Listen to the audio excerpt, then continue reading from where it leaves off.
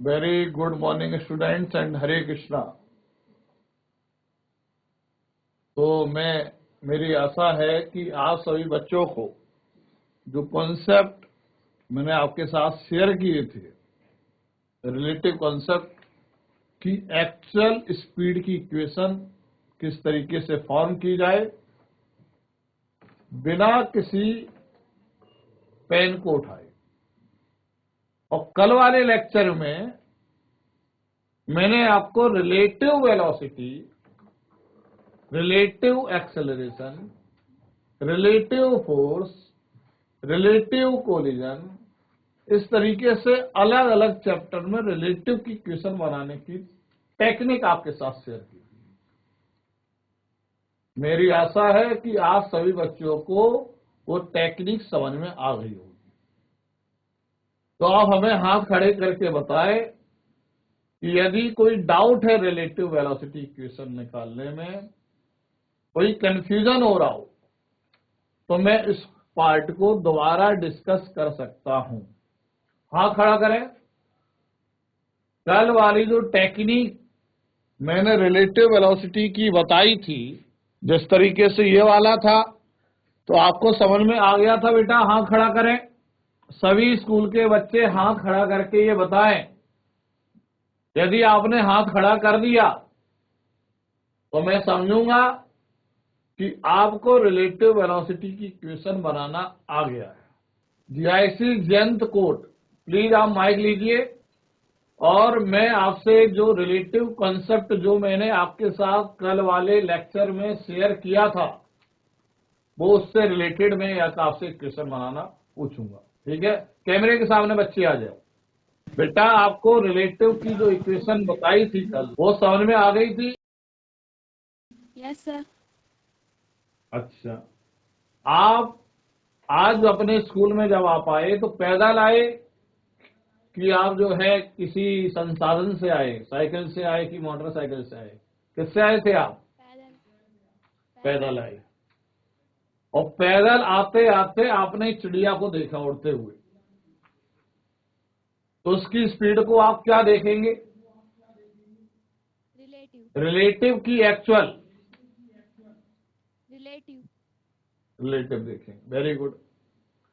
तो अब जब रिलेटिव की, आप मान लीजिएगा आप चिड़िया उड़ रही है, तो चिड़िया की स्पीड किसके रिस्पेक्ट पे होगी? विंड के रिस्पेक्ट पे होगी। होगी कि नहीं? चिड़िया जो अपने पंखों को जो ऊपर नीचे कर रही है, वो किसके रिस्पेक्ट पे कर रही है? हवा के रिस्पेक्ट पे कर रही है। और हवा जो बह रही है, ब्लो कर रही है, वो ग्राउंड के रिस्पेक्ट पे कर रही है। क्लियर? और आप चल रहे हैं तो किस पे चल रहे थे आप? ग्राउंड पे। ग्राउंड पर। तो आपकी स्पीड किसके रिस्पेक्ट पे होगी? ग्राउंड के रिस्पेक्ट पे। अब इसी को हम इक्वेशन बनाना आपसे पूछेंगे। ठीक है? Yes sir. ठीक है कि नहीं, बताइए? Yes sir. बोलिए। तो पहले बोल दो हरे कृष्णा। हरे कृष्णा। तो आपको पता है हरे कृष्णा बोलने के बाद आपकी जो दिमाग की बत्ती है वो ऑन हो जाती है। तो हम फिर एक बार इसी सवाल को आपके साथ में शेयर कर रहा हूं और आपसे मैं पूछ रहा हूं। आप दौड़ रहे थे और दौड़ते दौड़ते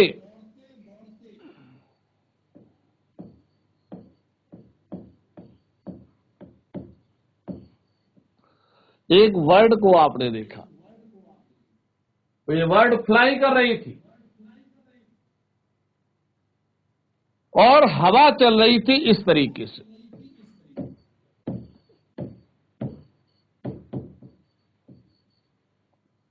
और ये आपकी बर्ड है और ये आप है, इसको हम। और आपने किसे देखा बेटा? हवा को देखा कि चिड़िया को देखा? बताइए। चिड़िया को। चिड़िया को देखा। तो आप स्पीड चिड़िया की देखेंगे। तो velocity of bird observe by girl. ये आपसे पूछा गया और आपने पहले ही ये बता दिया कि ये जो है रिलेटिव स्पीड है। क्या बता दिया? रिलेटिव स्पीड है। क्लियर है? अब आप देखिए, हमें रिलेटिव की इक्वेशन अब आपको बनानी है। तो चिड़िया जिस पर फ्लाई कर रही है वो हवा है, विंड है, और विंड जिस पर ब्लो कर रही है वो है ग्राउंड, और आप जिस पर चल रहे हैं वो है ग्राउंड। तो कॉमन फ्रेम ऑफ रेफरेंस कौन है बताओ इन सब में? ग्राउंड। ग्राउंड है। Very good. तो इसके बीच में कॉमन फ्रेम और रेफरेंस है ग्राउंड। बहुत अच्छा। ये आपका नाम क्या बेटा? कनिष्का। कनिष्का। तो बेटा आप ध्यान दें, अब हमें इक्वेशन बनानी है। तो एंटी क्लॉकवाइज वे से हमको इस इक्वेशन का लेफ्ट हैंड साइड पता चल जाता है, और ये है एंटी क्लॉकवाइज, और इससे मिलेगा लेफ्ट हैंड साइड। और जब क्लॉकवाइज के थ्रू चलेंगे तो हमें इस रिलेटिव इक्वेशन बनाने का राइट हैंड साइड पता चल जाता है। तो ये बात बेटा आपको क्लियर हुई कि नहीं बताइए आप? Yes sir. और आपके साथियों को क्लियर हुआ है कि नहीं? हाथ खड़ा करें। कोई दिक्कत तो नहीं आ रही बच्चों? अब ध्यान दें, चिड़िया ग्राउंड पर लाना है। चिड़िया किस पर बेटा कर रही है तनिष्का? चिड़िया फ्लाई किस पर कर रही है? हवा में। हवा में कर रही है। और हवा किस पर ब्लो कर रही है? ग्राउंड। तो आपको चिड़िया को ग्राउंड पे लाना है। तो कैसे आएगा? चिड़िया की speed with respect to wind और विंड की speed with respect to ground. Ground. Very good, मजा आ गया। तनिष्का पढ़ रही है इसका मतलब। तो velocity of bird with respect to wind plus velocity of wind with respect to ground, ये जो इक्वेशन बनी है, जो ये आपने लिखा है, वो आपने एंटी क्लॉकवाइज के थ्रू लिखा है। अब हम चिड़िया को बाया गर्ल ग्राउंड पर ले जाएंगे। तो चिड़िया को किसने देखा? गर्ल ने देखा। गर्ल ने। और गर्ल किस पर मोशन कर रही है? ग्राउंड। ग्राउंड पर कर रही है, इसलिए गर्ल की स्पीड ग्राउंड के रिस्पेक्ट पे होगी। Very good. यस और नो? लेकिन आपको सवाल में क्या निकालना था बच्चे? Velocity of bird with respect to girl. इसलिए इसे निकालने के लिए इसे यहां से हटाना पड़ेगा। तो हटाने के लिए इसको इस साइड हम जब शिफ्ट करेंगे तो प्लस की जगह क्या हो जाएगा तनिष्का? इस साइड जाके माइनस। माइनस। माइनस हो जाएगा। तो प्लस के लिए बेटा माइनस हो जाएगा।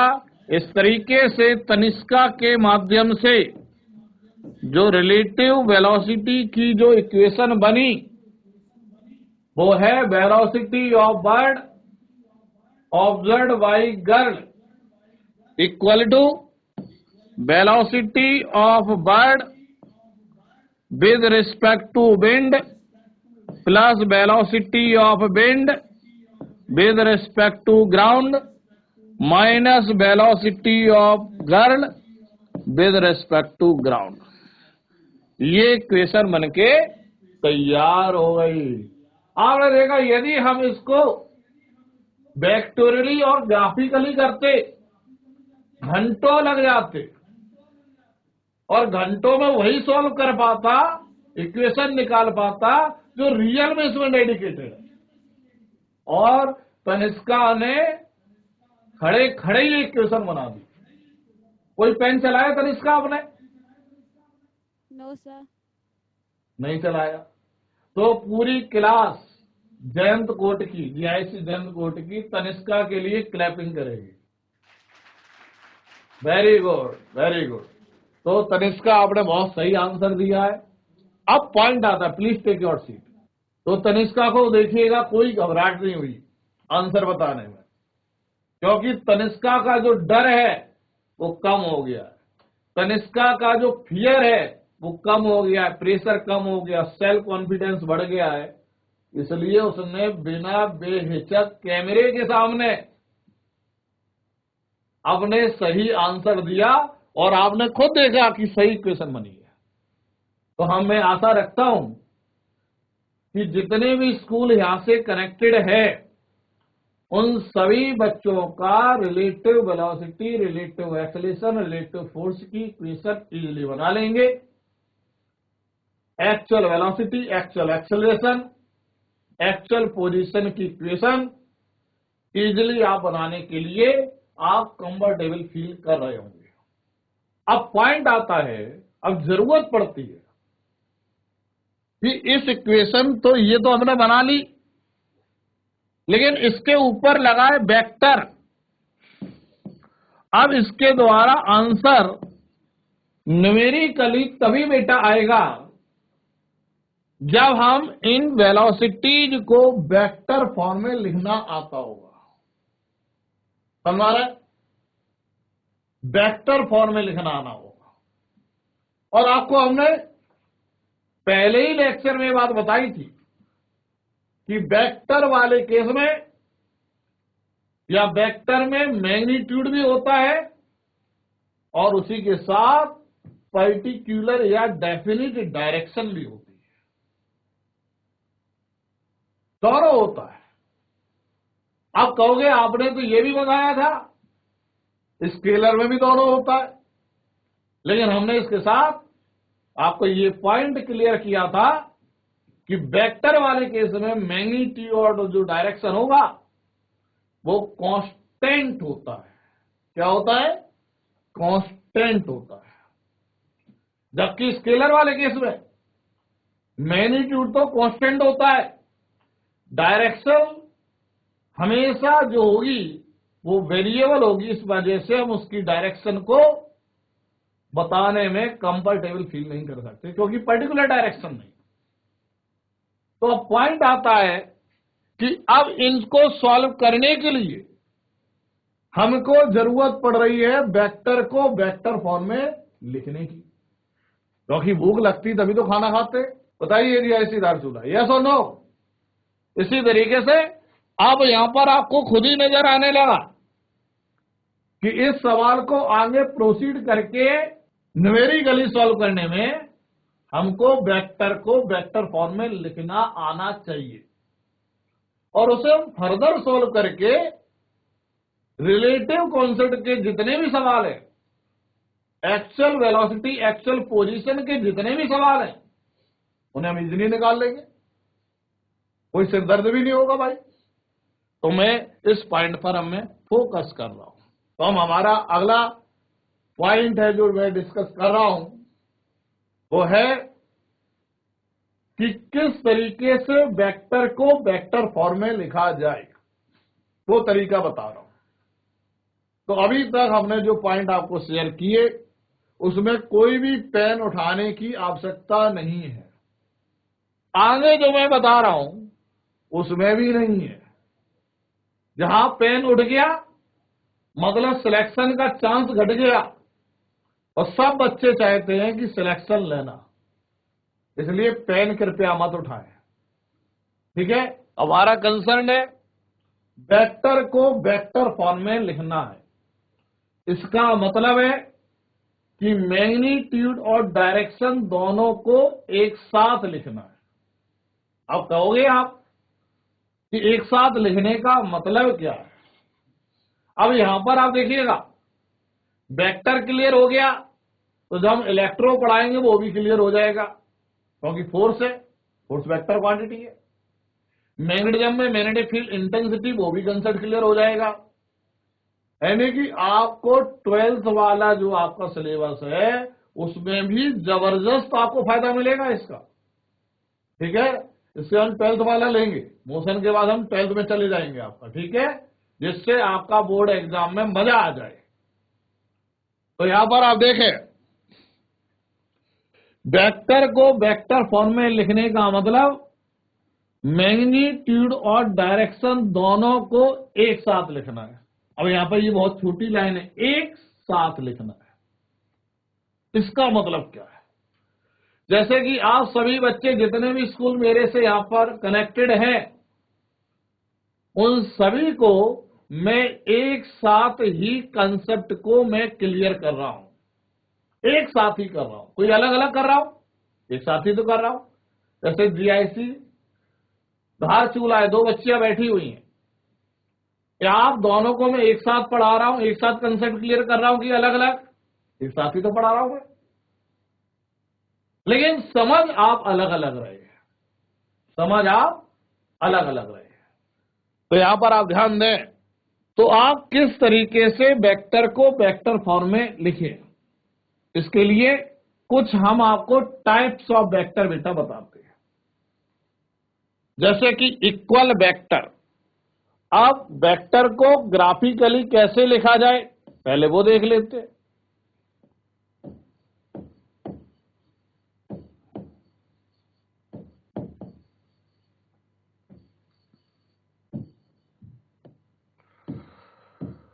अब हम वेक्टर को रिप्रेजेंट करना चाहते हैं।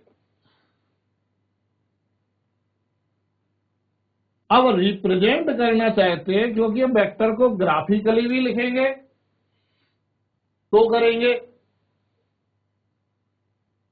ताकि वो रामबाण बन जाए, और न्यूमेरिकली भी लिखेंगे। न्यूमेरिकली का मतलब है वेक्टोरियली लिखेंगे। तो बिकॉज जब भी हम किसी वेक्टर को डिस्कस करते हैं तो हमें मैग्नीट्यूड और उसकी डायरेक्शन दोनों को डिस्कस करना पड़ता है, और दोनों की दोनों कांस्टेंट होना अनिवार्य है। दोनों की दोनों कांस्टेंट होना अनिवार्य है या कंपलसरी है। अब आप देखिए, डायरेक्शन को कांस्टेंट रखने के लिए हमने एक सेगमेंट ऑफ स्ट्रेट लाइन बेटा लिया। अब मैं स्ट्रेट लाइन सेगमेंट क्यों बोल रहा हूं? क्योंकि स्ट्रेट लाइन तो कितनी भी बड़ी हो सकती है, लेकिन सेगमेंट का मतलब है कि उसका एक छोटा सा पार्ट जिसे हम डिफाइन कर सके। अब उस सेगमेंट ऑफ स्ट्रेट लाइन का जो लेंथ है बेटा,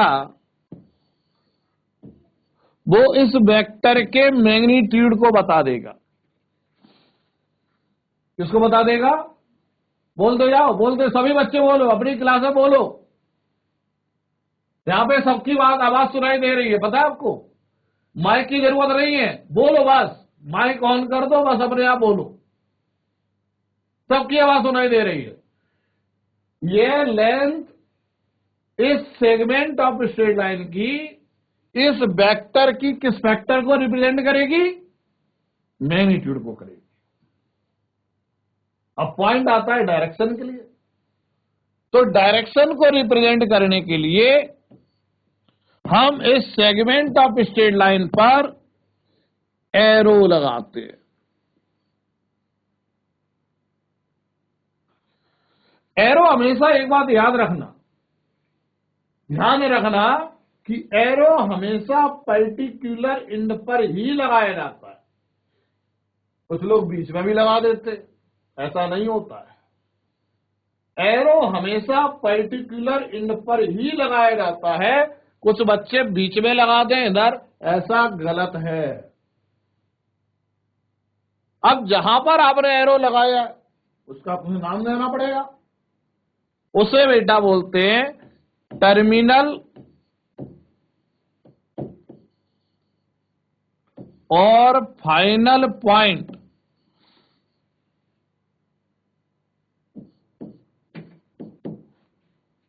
और जहां पर एरो नहीं लगा है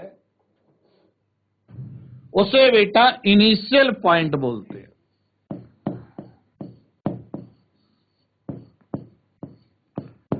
इससे पता चला कि कोई भी वेक्टर इनिशियल पॉइंट से फाइनल पॉइंट की तरफ डायरेक्टेड होता है। इस बात को आप ध्यान रखने की आवश्यकता है। हर एक vector initial point to final point ही डायरेक्टेड होता है, और जहां पर एरो है उसी को ही हम फाइनल पॉइंट बोलते हैं। और एरो कभी भी बीच में इन दो इंड के बीच में नहीं लगाया जाता, याद रखना। मैं जानता हूं कि ज्यादातर बच्चे इस बात को ध्यान नहीं देते, इसलिए मैं स्पेशल अटेंशन दे रहा हूं इस बात पर। अब मान लीजिएगा इस एरो को एक जगह से दूसरी जगह ले जाना है ताकि वेक्टर में कोई चेंज ना आए। तो मैंने इस वेक्टर को यहां पर था, मैंने कहा ये लीजिए। अब आप देखिएगा इसकी लेंथ यहां पर भी यदि मान लो 20 सेंटीमीटर है, तो मैंने इस तरीके से आपको आपके पास लाया तो अभी भी 20 सेंटीमीटर है। मैग्नीट्यूड में कोई चेंज नहीं आया। लेकिन यहां पर जो डायरेक्शन है और यहां पर डायरेक्शन है वो क्या हो गई है? परिवर्तित हो गई है, चेंज हो गई है। तो जब किसी वेक्टर का डायरेक्शन चेंज हो जाए तो वेक्टर क्या हो गया? चेंज हो जाएगा। इसका मतलब जब किसी वेक्टर को एक जगह से दूसरी जगह आप स्थानांतरित कर रहे हैं या आप शिफ्ट कर रहे हैं, तो ध्यान देना कि वेक्टर में यदि आप चाहते कोई चेंज ना हो, इसके लिए ना तो मैग्नीट्यूड चेंज होना चाहिए और ना ही डायरेक्शन चेंज होनी चाहिए। आपने यहां पे हमने देखा एक एग्जाम्पल के जरिए कि यहां पर हमने वेक्टर तो शिफ्ट कर दिया, लेकिन यहां पे डायरेक्शन के चेंज होने से आपका यह वेक्टर चेंज हो गया। क्लियर हुआ? अब पॉइंट आता है कैसे शिफ्ट करें, क्योंकि शिफ्ट करने की जरूरत पड़ेगी, क्योंकि वेक्टर को कभी हमें जोड़ना भी पड़ेगा, कभी घटाना भी पड़ेगा, कभी मल्टीप्लाई भी करना पड़ेगा। वही करना क्यों पड़ेगा? क्योंकि हमें न्यूमेरिकल सवालों को लगाना है, नेट फोर्स निकालना है। 3 फोर्स लगे हुए हैं, वेक्टर सम करना पड़ेगा। एक फोर्स दूसरा फोर्स अपोजिट डायरेक्शन में, वेक्टर सब्ट्रैक्शन करना पड़ेगा। टॉर्क डिफाइंड करना है, वेक्टर का प्रोडक्ट करना पड़ेगा। इसलिए हमें वेक्टर को शिफ्ट करने की आवश्यकता पड़ेगी। इसलिए हम चाहते हैं कि जब भी हम किसी वेक्टर को शिफ्ट करें तो उसमें कोई भी चेंज या परिवर्तन ना आए। इसलिए हमने क्या किया कि इस वेक्टर को यदि हम इसी के ठीक पैरेलल शिफ्ट कर दें तो लेंथ में भी कोई इफेक्ट नहीं आ रहा है और डायरेक्शन में भी इफेक्ट नहीं आ रहा है। मतलब क्या है? अब यहां पर डायरेक्शन को और क्लियरली बताते हैं। मैंने बोला एक वेक्टर ए है जिसका मैग्नीट्यूड 10 सेंटीमीटर है, डायरेक्शन ए टू बी है। दोनों बच्चे बनाए अपनी कॉपी में, बनाओ। फिर मैं बोल रहा हूं, माइक रख दो, माइक रख दो। एक वेक्टर मैंने बताया जिसका मैग्नीट्यूड 10 सेंटीमीटर है, मतलब उसकी लेंथ कितनी बनाओगी बेटा? 10 सेंटीमीटर।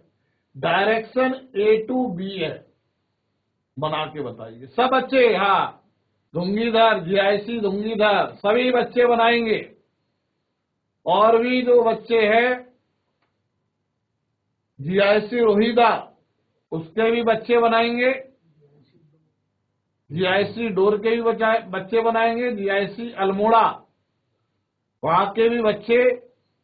ये तो क्लास ही खाली है, जीजीआईसी जीएडी। तो यहां पर सभी बच्चे, मैं किसी से भी पूछ सकता हूं। अच्छा, अब जीआईसी धारचूला ने बना लिया है। अब वहां पे देखिए, आवश्यकता ही आविष्कार की जननी है। अभी तो अपने आप आपको पता चलेगा क्या जरूरत पड़ी। मैंने बोला, देखिएगा, मैंने बोला एक वेक्टर ए बी है जिसका मैग्नीट्यूड 10 सेंटीमीटर है 10 सेंटीमीटर। और डायरेक्शन किधर से किधर है, A to G, A to B. B अब A to B. A to B. तो देखिएगा, आपका नाम क्या है? सर प्रियंका रतेला। प्रियंका। तो प्रियंका ने इस तरीके से अपनी कॉपी में बनाया, स्केल लिया और स्केल से 10 सेंटीमीटर की लेंथ का एक स्ट्रेट लाइन बना दिया। ठीक है बेटा, दूंगी दर, दीदी ऐसी दूंगी दर, समझ में आ रहा है ना बच्चों? आ रहा है ना? अरे हाथ खड़ा करो। हाँ, वेरी गुड। अब इन्होंने क्या किया, प्रियंका की बात सुनना, प्रियंका ने क्या किया, 10 सेंटीमीटर का एक स्ट्रेट लाइन बना दी, स्केल ली, बना दी 10 सेंटीमीटर का। और इन्होंने इस पॉइंट को माना ए और इसको माना बी, और इसलिए हमने बोला था डायरेक्शन ए टू बी है, इन्होंने बना दिया 10 सेंटीमीटर। इनकी इनकी जो पड़ोसन है, या इनकी फ्रेंड बोलेंगे, क्योंकि इन्होंने कसम खा रखी है यदि हम क्लास ज्वाइन करेंगे प्रियंका ने, तो इनकी पड़ोसन ने बोला हम भी करेंगे, यदि जिस दिन हम ऑफ करेंगे तुम भी ऑफ कर देना। ये पड़ोसन का नाम क्या बेटा? सर आरती। राखी? सर आरती दानू। आरती, ओके। अब आरती की बात देखो, आरती ने क्या किया, ये किसने किया था, प्रियंका ने किया था, ये प्रियंका के द्वारा है।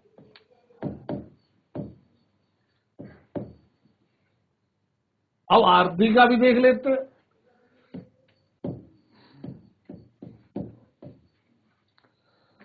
आरती ने क्या किया, इन्होंने भी स्केल ले ली प्रियंका से छीन के, है ना, छीनी ना आरती, प्रियंका से स्केल को छीन लिया और इन्होंने भी 10 सेंटीमीटर की एक स्ट्रेट लाइन बना दी। और इन्होंने जो पॉइंट लिया, ए इधर लिया और बी इधर लिया, और इन्होंने एरो बना दिया। ठीक है आरती, समझ में आ रहा बेटा? आरती, ठीक है। सर अब आरती और प्रियंका दोनों लोग ये जज करो, इन दोनों वेक्टर के मैग्नीट्यूड कैसे हैं, बराबर है कि नहीं? अरे माइक से बोलो,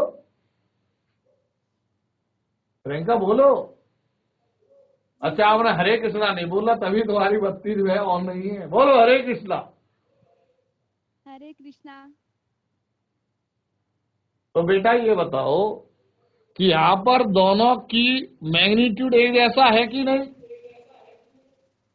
नो सर। नहीं है मैग्नीट्यूड एक जैसा। आरती को माइक दो, आरती को माइक दो। सर एक जैसा ही है। एक जैसा है। देखो 10 सेंटीमीटर ये भी है, 10 सेंटीमीटर ये भी है। अच्छा, अब आरती बेटा ये बताओ, दोनों की डायरेक्शन एक जैसी है कि अलग अलग है बेटा?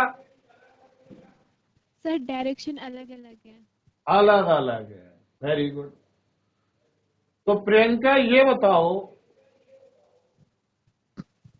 कि दोनों वेक्टर एक जैसे हुए कि अलग अलग? सर अलग अलग। अलग अलग। किस कारण अलग हुए? सर क्योंकि इनकी डायरेक्शन अलग है। अलग अलग है। तो गलती तुम्हारी है कि मेरी? सर मेरी। आपकी नहीं है। आपकी क्या गलती है? आपने देखो, मैंने दोनों का मैग्नीट्यूड एक जैसा बना कि अलग अलग? दोनों बच्चों का मैग्नीट्यूड एक जैसा बनाया कि अलग अलग, बताइए आप। सर एक जैसा। एक जैसा। गलती दोनों में कहां पे हो रही है? डायरेक्शन में हो रही है। कहां पर हो रही है बेटा? डायरेक्शन में। तो डायरेक्शन डायरेक्शन को की इंफॉर्मेशन मेरे द्वारा सही नहीं दी गई है, इसलिए आपने एक जैसा नहीं समझा, इसलिए आपने एक जैसे वेक्टर नहीं समझा। नहीं बनाए। तो गलती किसकी है, मेरी की आपकी? आपकी। मेरी गलती है। देखिएगा आज बच्चा देखो खुद कह रहा है आपकी गलती है। तो ठीक है, बैठिए बैठिए। तो ये गलती कहां पे आ रही? डायरेक्शन में। डायरेक्शन। बच्चे तो कितने खुश हो गए जब किसी फैकल्टी की गलती आती है, तो मजा आ जाता है ना? तो देखो यहां पर डायरेक्शन की इंफॉर्मेशन मैंने सही नहीं दी थी, जबकि मैग्नीट्यूड की इंफॉर्मेशन मैंने बिल्कुल सही दी है। इसलिए आरती और प्रियंका ने दोनों ने जो वेक्टर बनाए हैं उनका मैग्नीट्यूड तो एक जैसा लिया, लेकिन मैंने डायरेक्शन की इंफॉर्मेशन सही नहीं दी, इसलिए आरती और प्रियंका ने डायरेक्शन अलग अलग ले ली और इस वजह से ये दोनों वेक्टर अलग हो गए। अब मैं क्या कर रहा हूं, डायरेक्शन की क्लियर इंफॉर्मेशन के लिए अब हम क्या करेंगे, ध्यान दो, ताकि जो मैं डायरेक्शन के लिए बोलूं वही आरती समझे, वही प्रियंका समझे, वही तनिष्का समझे, वही जितने बच्चे क्लास में बैठे हैं उन सबको एक ही चीज समझ में आ जाए। ठीक है, ताकि सभी बच्चे एक ही जैसा वेक्टर बनाए, ताकि सभी बच्चों का सही आंसर आ जाए। क्लियर? अब देखना, तो हमको डायरेक्शन को कैसे क्लियरली रिप्रेजेंट करना है इसकी समझने की आवश्यकता पड़ रही है। इसलिए हम डायरेक्शन को क्लियरली रिप्रेजेंट करने के लिए एंगल का यूज करते हैं। किसका यूज करते बच्चे? एंगल का यूज करते हैं। डायरेक्शन को क्लियरली रिप्रेजेंट करने के लिए हम लोग एंगल का उपयोग करेंगे। किसका उपयोग करेंगे बोलो ना? एंगल का। अब मैंने बोला कि ये वेक्टर 30 डिग्री का एंगल बना रहा है, तो आरती ने 10 सेंटीमीटर का कोई एक स्ट्रेट लाइन बनाया और 30 डिग्री ले लिया। प्रियंका ने भी ऐसा किया, क्योंकि दोनों सहेली है, फ्रेंड है। अब दोनों सहेली के, दोनों फ्रेंड के दोनों वेक्टर एक जैसे बन गए। लेकिन तनिष्का ने क्या गेम खेला? तनिष्का ने भी 30 डिग्री एंगल लिया, 10 सेंटीमीटर की लेंथ का ही वेक्टर बनाया, लेकिन आरती और प्रियंका ने एंगल इस तरीके से लिया था और तनिष्का ने 30 डिग्री ऐसे ले लिया। अब फिर आरती बोलो, कनेक्टेड है ना बच्ची? तो आप बताओ, आरती और प्रियंका का वेक्टर एक जैसा है कि अलग अलग? डरो मत, सर एक जैसा। एक जैसा है। सर लेकिन एक जैसा। तनिष्का और आरती का अब कैसा है? अलग अलग। अलग अलग हो गया, सर अलग फिर अलग। लफड़ा हो गया। अरे हमने कोशिश की थी डायरेक्शन, अरे पहले से अब लफड़ा कम है। पहले तो आरती का भी अलग हो रहा था, प्रियंका भी अलग हो रहा था, तनिष्का का भी अलग हो रहा था। अब कुछ सुधार तो हुआ है। अब आरती और प्रियंका का एक जैसा आ गया, तनिष्का का अलग आ गया। अब हम क्या, यानी लफड़ा तो है, लेकिन लफड़ा पहले से, बोलो ना, पहले से कम है कि ज्यादा?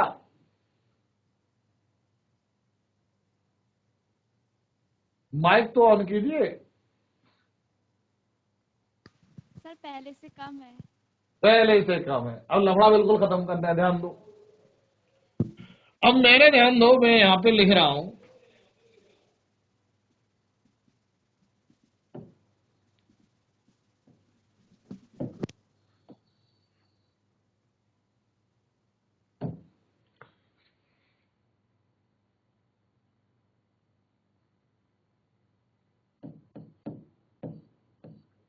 Thirty degree 10 centimetre. तनिष्का वाला केस देखिए, 30 डिग्री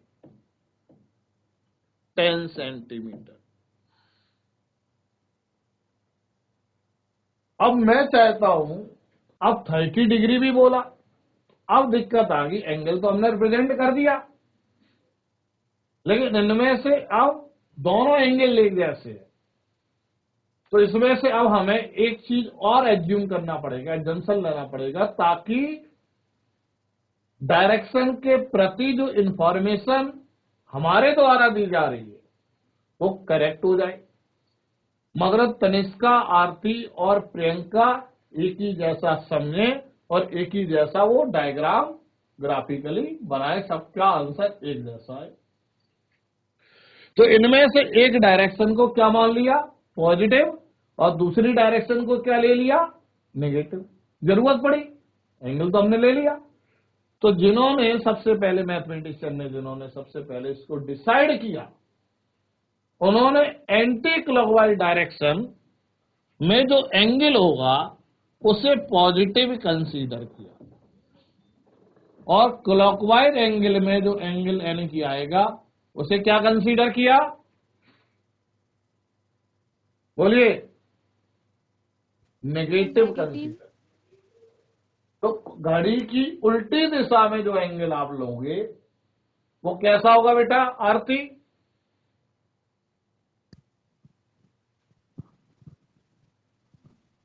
सर बोलो, LHS। सही है, सही, पॉजिटिव।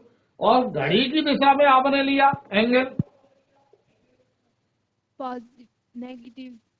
तो नेगेटिव हो जाएगा। अब मैं बोल रहा हूं 30 डिग्री, तो मैं पॉजिटिव बोल रहा हूं कि नेगेटिव बोल रहा हूं बेटा? पॉजिटिव। पॉजिटिव। इसका मतलब आप एंटी क्लॉकवाइज लेंगे कि क्लॉकवाइज? Anti clockwise. तो आप बताओ, तनिष्का इज राइट और wrong? Sir wrong. Wrong. Aarti is right और रॉन्ग? Sir right. आप अपने, कोई हर व्यक्ति अपने आप को ही सही समझता है, जैसे कि आपने समझा है ना, आपने समझा है, बिल्कुल सही समझा है, ठीक। तो यहां तक हमने आपको बताया कि जब भी हम किसी वेक्टर को ग्राफिकली रिप्रेजेंट करेंगे तो उसे हम एक सेगमेंट ऑफ स्ट्रेट लाइन से रिप्रेजेंट करेंगे, और उस सेगमेंट ऑफ स्ट्रेट लाइन की जो लेंथ है उस वेक्टर के किस बात को, फैक्टर को बताएगी बेटा? फिर आरती बता दो, आरती, आरती बोलो, लेंथ क्या बता रही इस वेक्टर का? जल्दी से बोलते जाइए ताकि आगे प्रोसीड करें। 10 सेंटीमीटर। 10 सेंटीमीटर क्या बता रहा है? मैग्नीट्यूड की डायरेक्शन। मैग्नीट्यूड। मैग्नीट्यूड को हिंदी में बोलते हैं परिमाण। क्या बोलते हैं? परिमाण। परिमाण। अब एरो क्या बता रहा है इस वेक्टर पे? डायरेक्शन। डायरेक्शन को हिंदी में बोलते हैं दिशा। क्या बोलते हैं? दिशा। दिशा। अब डायरेक्शन को क्लियरली रिप्रेजेंट करने के लिए किसका यूज किया? वेक्टर। किसका यूज किया अभी हमने बताया? थीटा। थीटा। थीटा क्या है? एंगल है। 30 क्या है? डिग्री। एंगल है। अलग अलग सवाल में अलग अलग होगा, ठीक है। कौन सा एंगल पॉजिटिव कंसीडर करोगे, क्लॉकवाइज की एंटी क्लॉकवाइज? क्लॉकवाइज। भूल गए, anti clockwise. Anti clockwise. Clockwise नहीं करोगे। अब एक बात और रह गई है, जब इस वेक्टर को जोड़ने के लिए, किसी दूसरे वेक्टर से घटाने के लिए, किसी दूसरे वेक्टर से मल्टीप्लाई करने के लिए जब एक जगह से दूसरी जगह शिफ्ट करोगे तो कैसे करेंगे? पैरेलल की अनपैरेलल? पैरेलल। पैरेलल करोगे। पैरेलल जब आप शिफ्ट करोगे तो उस वेक्टर का ना तो मैग्नीट्यूड चेंज होगा और ना ही डायरेक्शन। डायरेक्शन। वेक्टर वैसा का वैसा ही शिफ्ट हो जाएगा। यदि आपने पैरेलल नहीं किया तो डायरेक्शन के चेंज होने से वेक्टर चेंज हो जाएगा। क्लियर हुआ है कि नहीं? Yes sir. ठीक है, थैंक यू वेरी मच। तो हमने आज ये पॉइंट आपको शेयर किया कि किस तरीके से ग्राफिकली हम वेक्टर को रिप्रेजेंट करते हैं। तो हम एक बार रिकैप दे देते हैं। वेक्टर को यदि आप डिस्कस करना चाहते हैं तो आपको मैग्नीट्यूड और डायरेक्शन दोनों को डिस्कस करना पड़ेगा, और दोनों की दोनों कांस्टेंट होना अनिवार्य है। इसलिए हम किसी वेक्टर को रिप्रेजेंट करने के लिए ग्राफिकली एक स्ट्रेट लाइन का सेगमेंट लेते हैं, और उस स्ट्रेट लाइन का जो सेगमेंट है उसकी जो लंबाई है उस वेक्टर के मैग्नीट्यूड को बताएगी, और डायरेक्शन को रिप्रेजेंट करने के लिए उस सेगमेंट ऑफ स्ट्रेट लाइन पर एरो लगाएंगे, और जहां पे एरो लगेगा उसे हम फाइनल पॉइंट बेटा बोलेंगे, और जहां पर एंड पर, जिस एंड पर आपने एरो नहीं लिया है उसे हम इनिशियल पॉइंट बेटा बोलेंगे। इससे साबित होता है कि वेक्टर हमेशा initial point to final point ही डायरेक्टेड होता है। लेकिन पंगा हो जाता है डायरेक्शन पे। तो डायरेक्शन को क्लियरली रिप्रेजेंट करने के लिए हम लोग एंगल का यूज करेंगे। अब कौन सा एंगल पॉजिटिव होगा? एंटी क्लॉकवाइज डायरेक्शन में जो लिया हुआ एंगल है वो पॉजिटिव कंसीडर किया जाता है, और उसके क्लॉकवाइज डायरेक्शन में नेगेटिव लिया जाता है। जब भी किसी वेक्टर को ग्राफिकली हमें जोड़ना है, घटाना है, मल्टीप्लाई करना है, इसके लिए हमें क्या करना पड़ेगा? उस वेक्टर को उसी के ठीक पैरेलल शिफ्ट करना पड़ेगा। यदि हम ऐसा करते हैं तो ना तो मैग्नीट्यूड में चेंज होता है, ना ही डायरेक्शन में। जैसा वेक्टर आपका है वैसा ही ठीक शिफ्ट पैरेलल, यानी कि वैसा ही शिफ्ट हो जाएगा। तो बच्चों, हाथ खड़ा करके आप ये बता दो कि आपको ये वाला कंसेप्ट क्लियर हो गया है। तो हाथ खड़ा करें, नहीं हुआ है तो डाउन कर लें। Very good. अगर स्कूल के सभी बच्चे, हमारा पूरा कोशिश है कि आज सभी बच्चों का कंसेप्ट गहराई से क्लियर हो जाए, ताकि आप कनेक्ट होके आप उसे इजीली अप्लाई कर ले। इस संकल्प के साथ ये प्रोग्राम चल रहा है। पढ़ाने को तो कुछ भी पढ़ा दो, लेकिन पढ़ाई इफेक्टिव हमारी तभी होगी, हमारा पढ़ाना, जब आप उसे डेली रूटीन लाइफ में खुद अप्लाई कर ले और सवालों को सॉल्व करने में आप इजीली उसे अप्लाई कर ले, ताकि आपके नंबर बोर्ड एग्जाम में तो अच्छे आए। उसी के साथ आपका कोई ना कोई कॉम्पिटिटिव एग्जाम, नीट यूजी है, जेईई मेन या एनडीए, उसमें आप अच्छी रैंक के साथ, गुणवत्ता के साथ सफलता आप हासिल करें।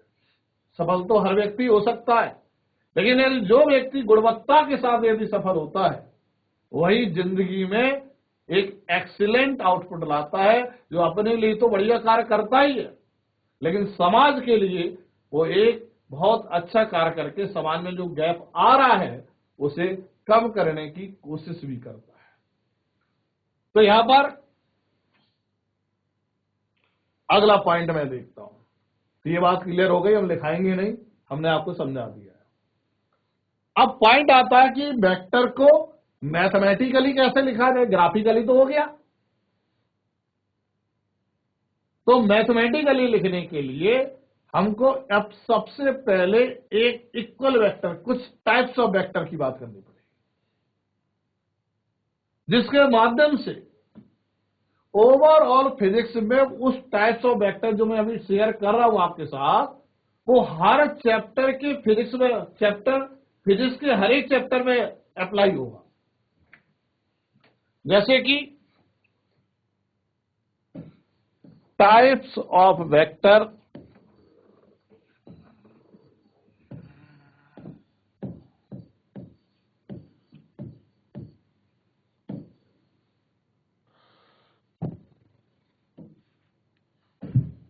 Number first equal vectors.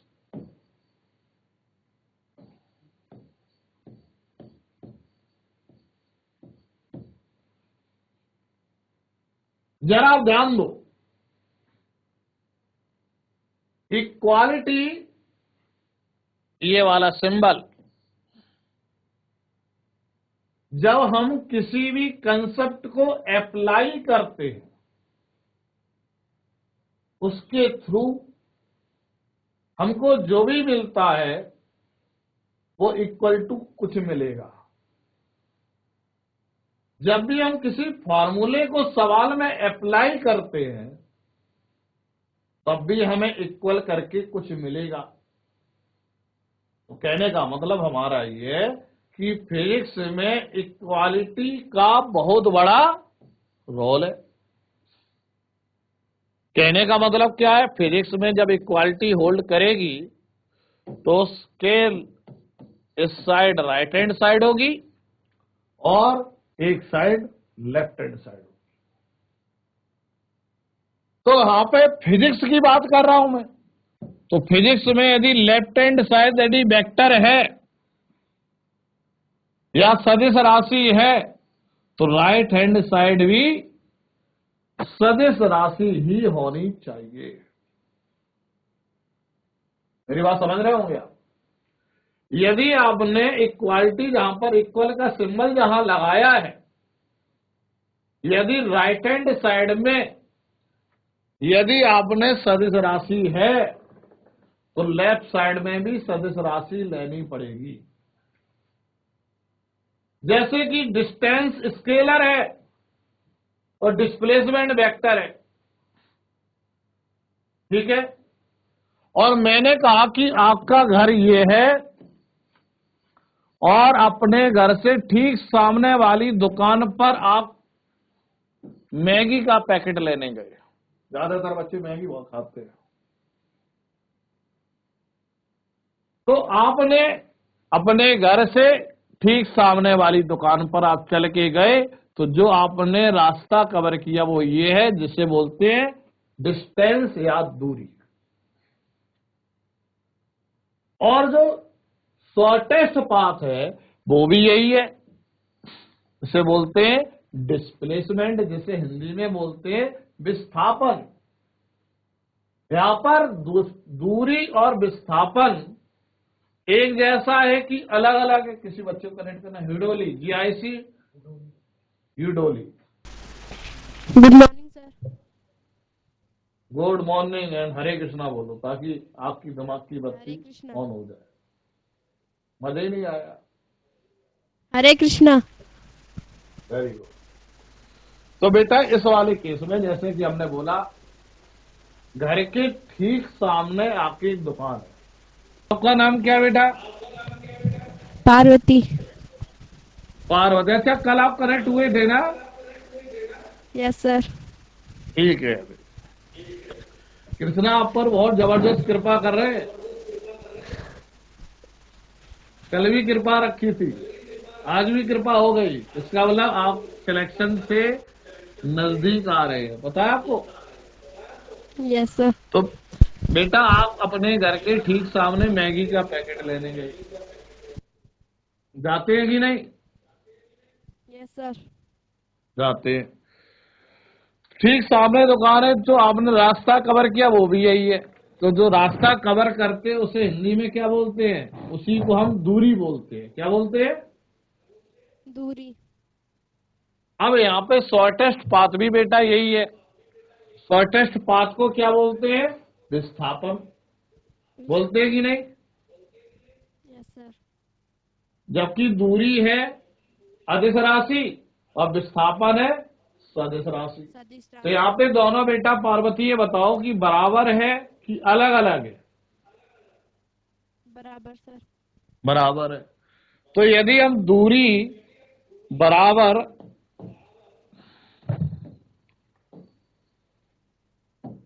यदि मैं ऐसे लिखूं, दूरी, सही लिखा है? सही लिखा है? बराबर विस्थापन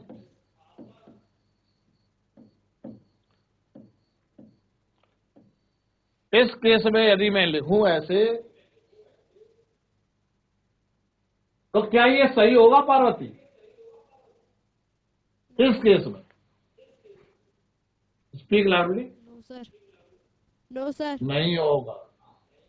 तो पार्वती बेटा ये बताओ, आपने बोला यहाँ पे तो बराबर है लेकिन हम बराबर लिख नहीं सकते, इसके पीछे क्या कारण है बेटा?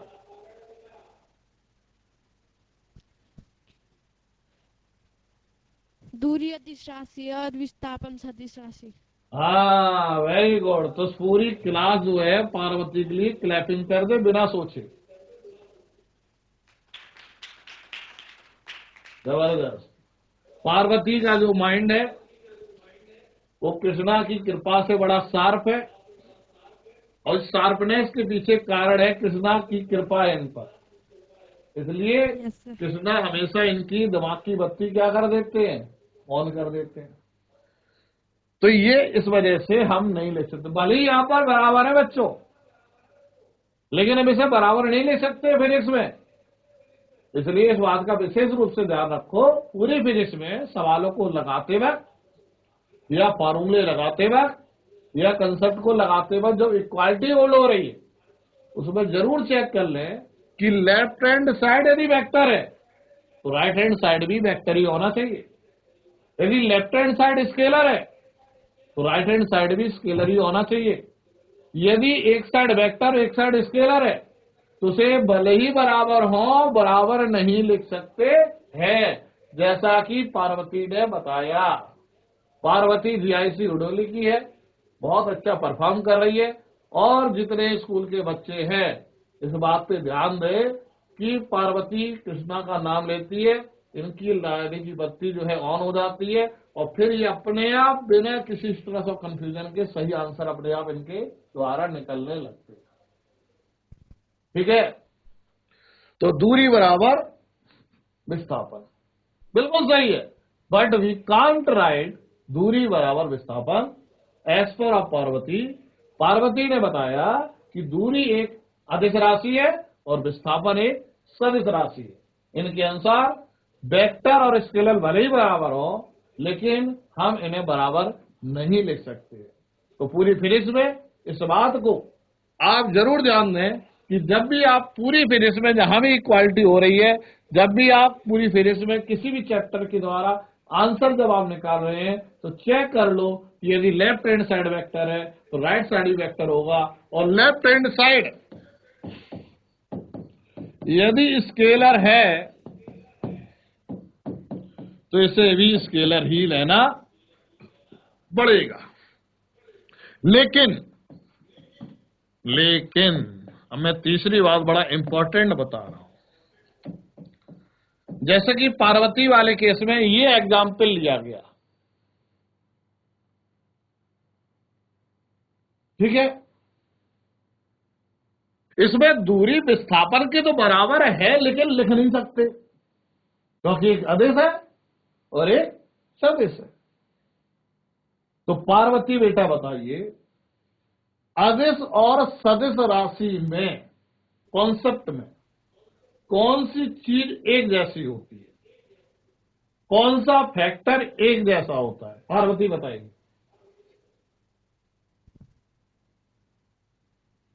दूरी सर। नहीं, सदिश राशि में परिमाण व दिशा दोनों होता है, अदिश राशि में भी परिमाण व दिशा दोनों होता है, जबकि सदिश राशि में परिमाण व दिशा दोनों नियत होता है।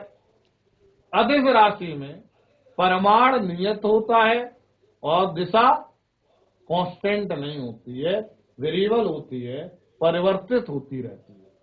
तो दोनों में कौन सी चीज कांस्टेंट है, एक जैसी है? परिमाण सर। परिमाण। बहुत सभी बच्चे इस बात को लिख ले, वेक्टर और स्केलर जब भी दोनों बराबर हो सकते हैं केवल परिमाण में ही बराबर हो सकते हैं। किसमें बराबर हो सकते हैं बेटा? केवल परिमाण में, और डायरेक्शन में बराबर नहीं हो सकते, क्योंकि डायरेक्शन एक की कांस्टेंट होती है, एक की वेरिएबल होती है। अब इसी शब्द का, इसी बात का उपयोग हम यहां पर करेंगे। कैसे करेंगे वो मैं थोड़ा सा बता रहा हूं। यदि हमने कोई वेक्टर ए बी लिखा, जैसे कि प्रियंका, आरती और तनिष्का ने ग्राफिकल वेक्टर को बनाना सीखा था। उन्होंने एक वेक्टर बनाया ये, जिसका मैग्नीट्यूड कुछ लिया था ए और डायरेक्शन ए थी, और डायरेक्शन को क्लियरली रिप्रेजेंट करने के लिए एंगल का उपयोग किया था, ए बी। तो ए क्या है बताओ बच्चों, पार्वती बताओ बेटा ए क्या है, यहां पे ए क्या है, इनिशियल पॉइंट। और बी क्या है इस वेक्टर का, फाइनल पॉइंट। फाइनल पॉइंट है। तो ध्यान रखना पार्वती, यदि हमने ऐसे लिख दिया और ऐसे लिखा, कौन सा सही है कौन सा गलत है? ऊपर वाला सही है सर। ऊपर वाला सही है। ऊपर वाला तो हमेशा ही सही होता है, इसमें ऊपर वाला सही है, ऊपर वाला ही तो सही है। तो यहां पर देखिए, ये गलत है और ये सही है। सही। ऐसा क्यों बोला पार्वती ने, ये बात मैं आपके साथ डिस्कस कर रहा हूं। ए इस वेक्टर का इनिशियल पॉइंट है, तो ए के ऊपर देखिए इनिशियल पॉइंट आ रहा है, जबकि यहां पर ए के ऊपर इनिशियल पॉइंट नहीं दिखाई दे रहा है, इसलिए यहां पर ये करेक्ट नहीं है। यहां पे ये करेक्ट हो गया। बी क्या है, फाइनल है, और बी के ऊपर यहां फाइनल पॉइंट आ रहा है, इसलिए ये सही है और ये गलत। गलत। अब ये ए बी वेक्टर एक साथ दो बातें बोल रहा है, एक साथ दो चीजें बता रहा है, एक साथ दो फैक्टर बेटा बता रहा है। यानी कि मतलब एक साथ का मतलब साइमल्टेनियसली,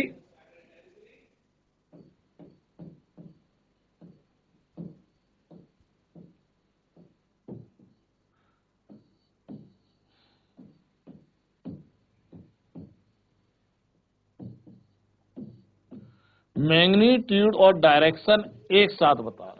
बता रहा है कि नहीं बेटा,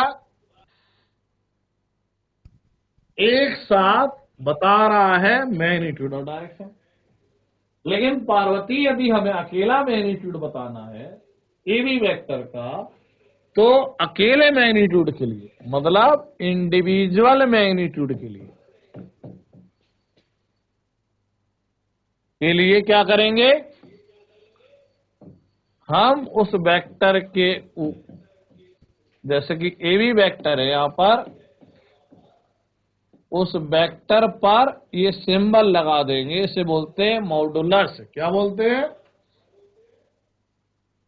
मॉडुलस। क्या बोलते हैं, मॉडुलस। थोड़ा लाउडली, मॉडुलस। मॉडुलस बोलते हैं। यदि हम किसी वेक्टर पर मॉडुलस को लगा देते हैं, तो वो वेक्टर अकेला मैग्नीट्यूड बताने लगेगा।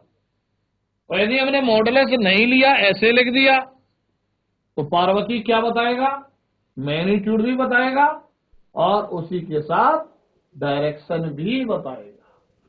लेकिन यदि हमने किसी वेक्टर पे मॉडुलस लगा दिया है, इससे साबित होता है कि वो केवल केवल क्या बताएगा, मैग्नीट्यूड बताएगा। फिर मैं पीछे चलता हूं कि पार्वती गई थी सामने मैगी की दुकान पे, मैगी परचेज करने गई थी, तो उन्होंने दूरी भी कवर की और विस्थापन भी किया। वहां पे दिख रहा था दूरी विस्थापन के बराबर है, तो पार्वती ने बताया था, लेकिन बराबर नहीं लिख सकते, क्योंकि दूरी है अदिश राशि और विस्थापन है सदिश राशि। सदिश राशि। तो अब एक तरीका इन्होंने फिर बताया था पार्वती ने, कि सदिश और अदिश राशि बराबर तो हो सकती है। कैसे, हमने पूछा कैसे, तो पार्वती ने बताया था कि सदिश और अदिश राशि परिमाण में बराबर हो सकती है, क्योंकि परिमाण दोनों का कांस्टेंट होता है। तो फिर क्या किया इन्होंने, फिर हम इसी स्लाइड पे आ गए जो पार्वती ने पहले बताया था। इन्होंने क्या किया, दूरी है अदिश, विस्थापन है सदिश, तो क्या करेंगे, तो अदिश को हमने लिख दिया, इसका नाम दे दो सबसे बढ़िया ए बी। तो यदि विस्थापन में बोला जाए तो ये है ए बी वेक्टर,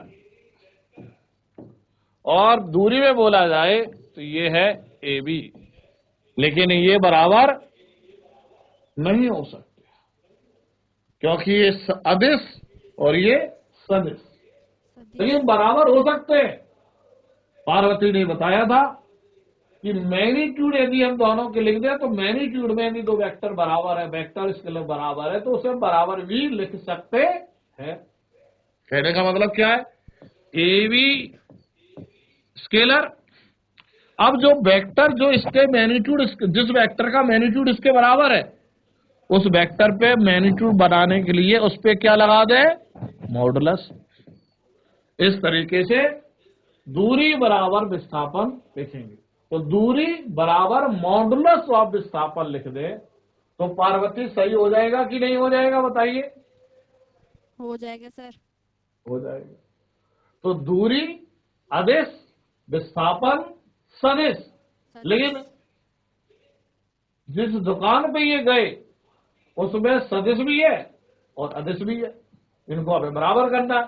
तो पार्वती ने क्या गेम खेला कि सदिश और अदिश को बराबर था, लेकिन मैंने कहा मैं तो आप लिख ही नहीं सकते हो, तो इन्होंने लिख के दिखा दिया, विस्थापन पर इन्होंने लगा दिया मॉडुलस और लिख दिया दूरी बराबर मॉडुलस ऑफ विस्थापन। तो अदर क्लास में जो बच्चे पार्वती के अलावा बैठे हैं, क्या पार्वती की बात से आप सहमत हैं?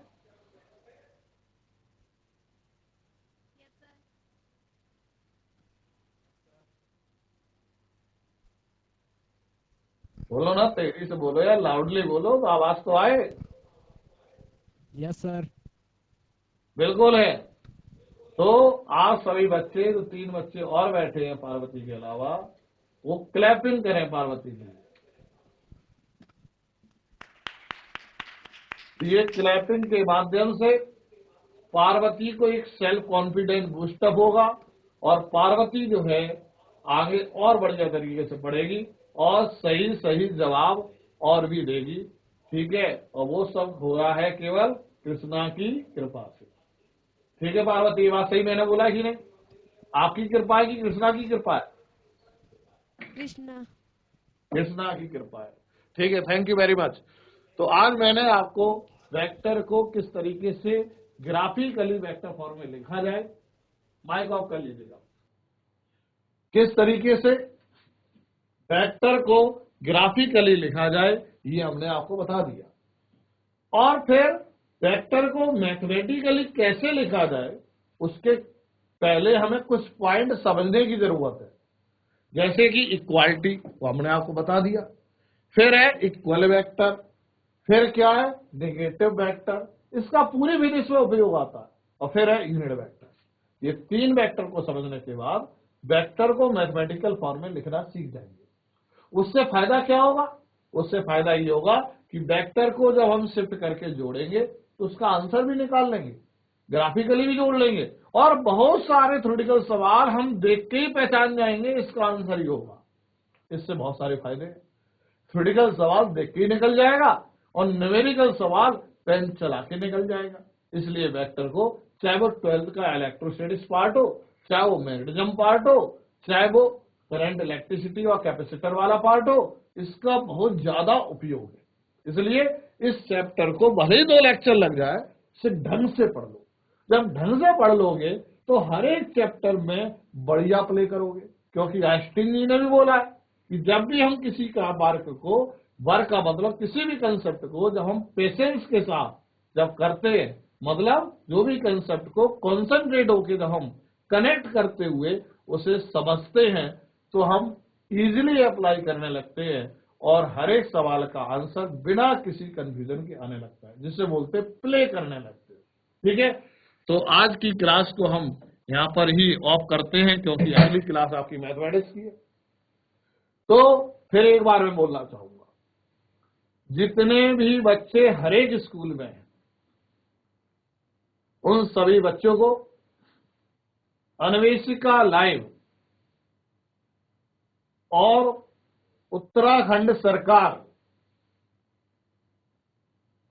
आप सभी को सही मार्गदर्शन देने के साथ साथ पावर भी प्रोवाइड कर रहा है। पावर इन टर्म्स कि जो आप सेल्फ स्टडी करते हैं, उसके जो डाउट आते हैं वो मंडे से बाकायदा बताए जाएंगे। इसलिए आपको जो नंबर स्क्रॉल हो रहा है अन्वेषिका लाइव का, उस पर आप व्हाट्सएप करें और व्हाट्सएप के माध्यम से आपको स्टडी मटेरियल भी मिलेगा और आपके जो भी डाउट है फिजिक्स में, केमिस्ट्री में, मैथमेटिक्स में, बायोलॉजी में, वो आपको व्हाट्सएप के जरिए उसके सॉल्यूशन भेज दिया जाएगा। यदि उसका सॉल्यूशन समझ में नहीं आया तो आपको लाइव कनेक्ट होके आपका जो डाउट है कंसेप्ट में या न्यूमेरिकल जो डाउट है वो आपका क्लियर किया जाएगा। क्योंकि हमारा संकल्प यही है कि आप जहां पर रहते हैं, जिस स्कूल से आप पढ़ रहे हैं, उस सरकारी स्कूल से ही आपका सिलेक्शन हो। और सिलेक्शन के लिए कोई जरूरी नहीं कि आप कोचिंग संस्थान ज्वाइन करें। सिलेक्शन के लिए केवल 2 पॉइंट जरूरी है, एक्यूरेसी और टाइम मैनेजमेंट। जब हम पेपर को देते हैं तो एक्यूरेसी चाहिए, मतलब हमें ईमानदारी से जो सवाल आता है उसी को ही अटेम्प्ट करना है। लालच में नहीं पढ़ना है कि कौन सा सवाल सही है, अरे तुक्का मार देते ये भी सही हो जाएगा, नहीं, उससे आपका गड़बड़ा जाएगा। और जितना सवाल आता है वो सही अटेम्प्ट करके आए, कोई छूट के ना आए। सब बोलते हैं टाइम मैनेजमेंट। ये 2 पॉइंट के जरिए आपका अच्छी रैंक आपकी कैपेबिलिटी के अनुसार आ सकती है। इसके लिए 2 चीजों की जरूरत है। कॉन्सेप्चुअल प्रॉब्लम को जब हम अटेम्प्ट करते हैं तो बारीकी पॉइंट्स की जरूरत है, देखिएगा हम यहाँ पे क्लियर भी कर रहे हैं। न्यूमेरिकल सवाल को जब हम अटेम्प्ट करते हैं तो फॉर्मूले की जरूरत है। फॉर्मूला इवन आप पहले से ही जानते हैं, सर ने बहुत बढ़िया पढ़ा रखा है। लेकिन फॉर्मूले को लगाते वक्त टर्म्स और कंडीशन जानने की आवश्यकता है और उसे फॉलो करने की आवश्यकता है। वो पॉइंट हम आपको बता रहे हैं। और आप देख रहे हैं कि जो भी हमने आपको अभी 2 चीजें बताई बहुत ही कठिन है, लेकिन इजी बन गया, बहुत इजी है। तो उसे आप फॉलो करिए बस, और कृष्णा का नाम लीजिए, सब कार्य आपका पूरा हो जाएगा बिना किसी कंफ्यूजन के। तो नेक्स्ट लेक्चर पे हम आपको वेक्टर का मैथमेटिकल फॉर्म में कैसे लिखा जाए ये बताएंगे। और जब वो लिखना सीख जाओगे तो रिलेटिव के जो सवाल फंस रहे हैं कि पार्वती ने चिड़िया को देखा तो स्पीड क्या देखी, उसका न्यूमेरिकल भी आंसर आ जाएगा। एक कार जा रही थी, पार्वती स्कूटी चलाते हुए जा रही थी, दूसरी साइड से कार वाले को देखा उसने, उसकी स्पीड क्या देखी, उसका न्यूमेरिकल आंसर अपने आप आने लगेगा। यानी मोशन के तो सवाल निकले ही नहीं। इसी के साथ electromagnetism, modern physics, electronics, ray optics और वेव ऑप्टिक्स के भी सवाल जो आपके 12th बोर्ड एग्जाम में जो आ सकते हैं वो भी आपके क्लियर हो जाएंगे। क्योंकि हम इसके बाद 12th वाला पोर्शन में उठाऊंगा ताकि आपका कॉन्फिडेंस एज पर अ बोर्ड एग्जाम तो क्लियर हो ही, उसके साथ क्योंकि उनका बहुत ज्यादा वेटेज है नीट यूजी में भी और जेई मेन के भी। ठीक है, तो आज की क्लास को यहाँ पर ही हम ऑफ करते हैं। सभी बच्चों का बहुत बहुत धन्यवाद। सभी बच्चों ने बड़ा पेशेंस के साथ कंसेप्ट को समझा है। मैं आशा रखता हूं कि सभी बच्चे बहुत ही अच्छी तरीके से इसे प्ले करेंगे। मतलब सवालों को लगाने में आप पूरा बिना कंफ्यूजन आप इजीली अटेम्प्ट भी कर लेंगे और न्यूमेरिकल सवाल भी अटेम्प्ट करेंगे, कॉन्सेप्चुअल सवाल भी अटेम्प्ट करेंगे। यदि कोई डाउट आता है तो प्लीज आप व्हाट्सएप करें। हमारा सजेशन है कि सभी बच्चे व्हाट्सएप करें ताकि सभी बच्चों को आपको यहाँ से द्वारा दिया हुआ असाइनमेंट आपको कम से कम मिल जाए। ठीक है, इंग्लिश में चाहे तो इंग्लिश में भी मिल सकता है, हिंदी में चाहे तो हिंदी में भी मिल सकता है, आपको व्हाट्सएप पे मिल जाएगा। उसके द्वारा एक बार कंसेप्ट को दोबारा और पढ़ लेंगे तो आपका जो सेल्फ कॉन्फिडेंस है वो और ज्यादा बिल्डअप हो जाएगा। ठीक है, थैंक यू वेरी मच।